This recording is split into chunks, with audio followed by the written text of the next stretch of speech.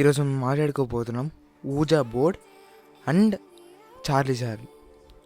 ఈ రెండు గేమ్స్ చాలా ఫేమస్, అందరూ ఆడతారు. చార్లీ చార్లీ మాత్రం కొన్ని ఫేక్ ఉంటాయి వీడియోస్, కొన్ని రియల్ ఉంటాయి. కానీ ఈ ఊజా బోర్డ్ అనేది ఉందే, ప్రతిదీ రియల్. ఈ ఊజా బోర్డ్ అనేది చాలామంది అనుకుంటారు దయ్యాలు లేరు, ఎవ్వరు లేరు, ఊజా బోర్డ్ చేస్తే దయ్యాలు వచ్చేస్తాయని. ఊజా బోర్డ్ అనేది చాలా రియల్.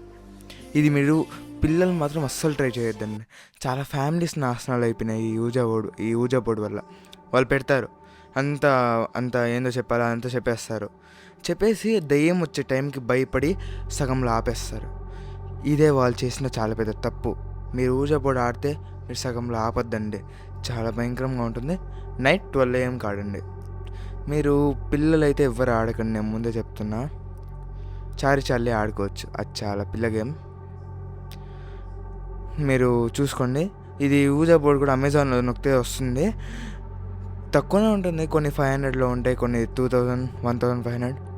ఓకే, ఊజా బోర్డ్ దీంట్లో చాలా రూల్స్ ఉంటాయి. ఆ రూల్స్ ఈ వీడియోలో చెప్పలేను, నేను ఎప్పుడైనా ఫుల్ వీడియో చేస్తా అప్పుడు చెప్తా.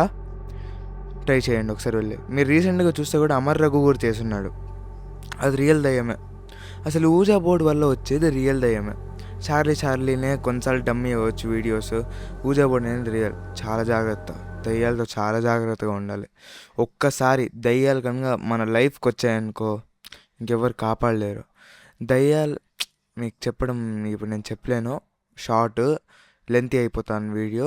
నెక్స్ట్ వీడియో చెప్పుకుందాం. బాయ్.